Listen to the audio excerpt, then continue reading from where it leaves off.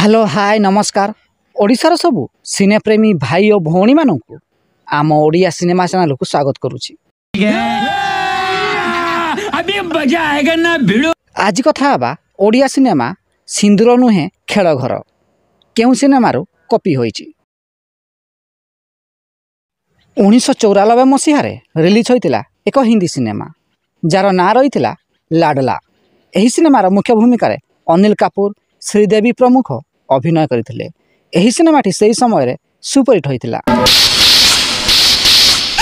थप्पड़ तुम्हारे थप्पड़ का जवाब था, हिसाब बराबर करने के लिए।